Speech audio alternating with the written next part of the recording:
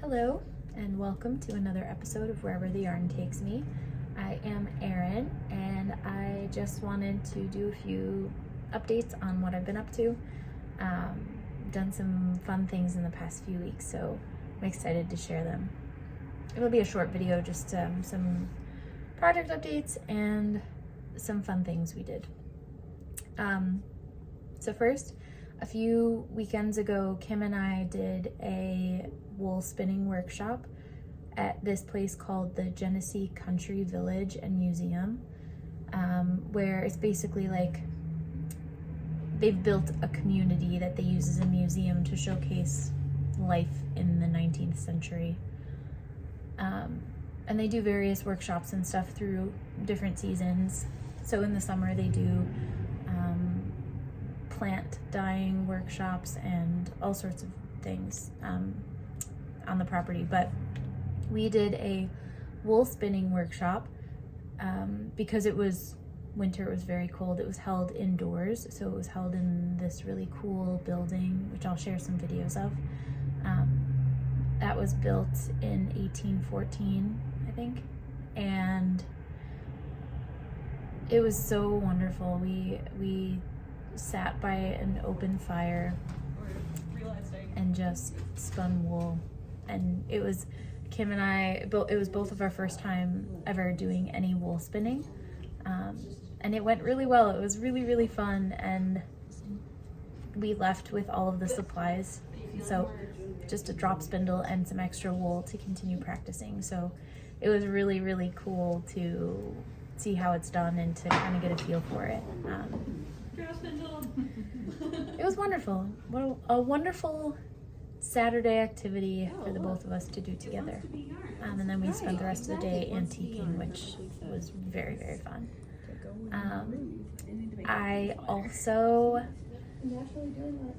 I know Kim will share this at some point in a future video, but she has been showing me a new pattern designer. It's mostly color work. In fact, I think it's all color work. She's a color work designer, but Augustine's, which I'll share a picture if I can on here, or you'll have to wait and see what it looks like. Kim made this beautiful sweater, and I loved it so much. So I did buy some yarn recently to make the same sweater in a different set of colors. But I got some Brooklyn tweed, which I have not knit with Brooklyn tweed yet, but I did get yarn for another sweater as well, which I already have. I was going to do the Marseille sweater that Kim has mentioned before, but I got the Truffle Hunt Brooklyn tweed shelter color, which is like a dark brown. It's got some blue tones in it because it's the tweedy kind of color flecked. It's really beautiful. And I have some tweed in my stash that I think I'd like to do. Basically like dark gray is the main color, and then like it's a white tweed with flecks of brown in it as like a stripe. So I'll be working on that in the near future. But then an update on my current whips. behind me. So this is my waffle loop cardigan by Other Loops. Let's see.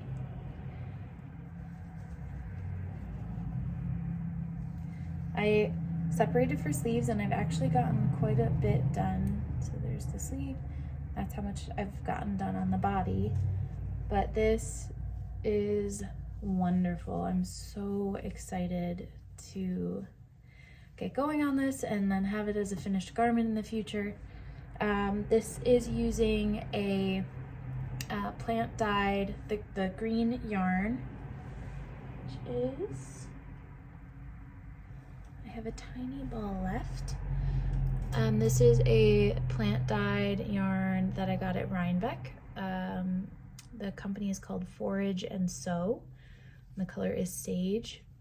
And I'm holding it together with the Isier Alpaca 1 in the color Thyme. So Sage and Thyme makes this my herb cardigan. I love working in this texture pattern. It's just so easy, but at the same time, like, keeps my mind busy. The pattern's been so easy to follow so far too.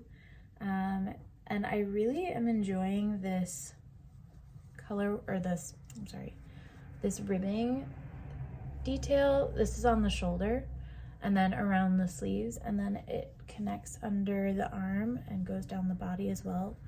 And I really enjoy that ribbing kind of plays with the bottom hem ribbing and the collar and the button band ribbing, and I think it just is really nice. In one of the videos where I was just beginning this project, I had mentioned that my edge stitches were very loose, and I think I tried a different technique, and so now, let's see, now it's gotten a little bit better, but it's still not great, but it's what it is. Fortunately, like with the part on the shoulder here, that's where the edge stitch was really loose. You pick up the stitches to work the front of the body. And so I was able to pick up those stitches just a little bit farther in, and you can't tell. So I think that was just something I had to play around with and work on to make it a little tighter. But so far, the rest of it's going really well. And I'm really looking forward to having this finished. But my next goal is to look through, I have like a collection of buttons, as I feel like most crafters do. So I'm gonna look through what I have for buttons and see if I find anything that I'd like to use for this project. But I think all of my buttons are pretty small, and I feel like this needs a slightly, like, just something a little bit bigger. And I don't mean like a large button, but like something, I think most of my buttons are like pretty small, and I just feel like with the shape of this sweater, like the texture at least, I feel like I want something a little bit bigger. So I'll have to look and see what I have, and what color will work with this, because I'm not quite sure. It's hard to decide, but I'm excited about that part. And it'll be the first time I've ever knit a button band, so I'm looking forward to experiencing that and then sharing how that goes as well. So that is my waffle loop cardigan. And I also have my Maggie cardigan. I love pulling this out. It's just so bright, and it like warms up the whole screen. I have done a bit on the body so far. So I separated the sleeves, and I've gotten maybe like 2 inches or so done under the arm for the body. But I've mentioned in previous videos that I don't have a ton of yarn for this, so I am worried a bit about running out. So basically what my plan was, or is, because I'm currently doing it. My plan is to keep all of these stitches for the body on hold, which I've done here, see? And do the sleeves to the length that I'd like them to be.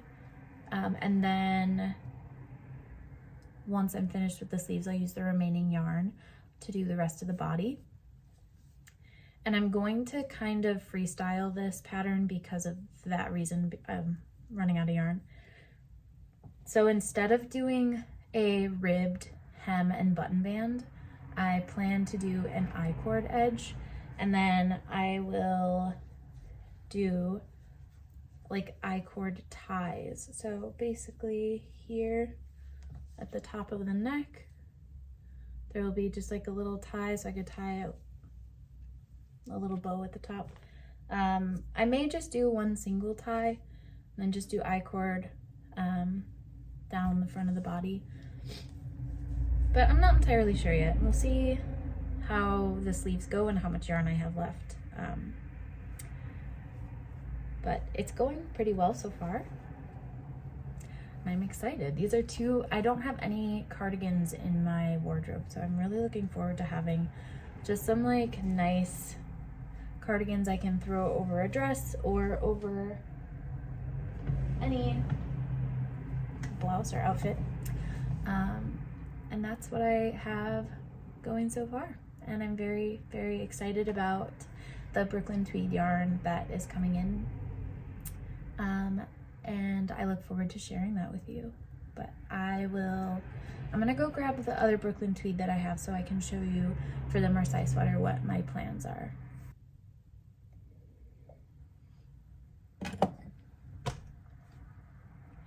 Okay, so this is the Truffle Hunt Brooklyn tweed shelter. It is really beautiful. It's got some little blues in there. And my plan is to do a Marseille sweater where this is the main color. And then this is the tweed.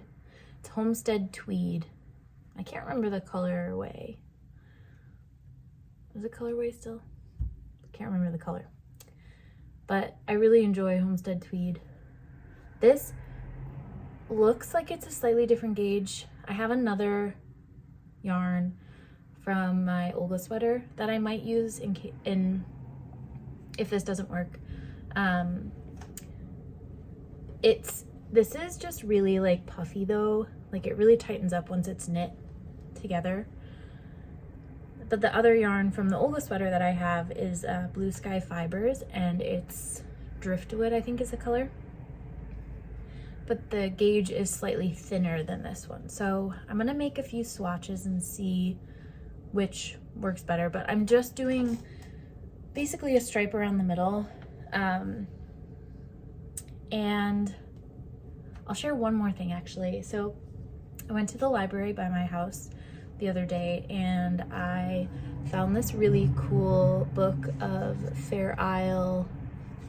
It's called Fair Isle Knits, and it's just basically a book of little charts that you can do borders.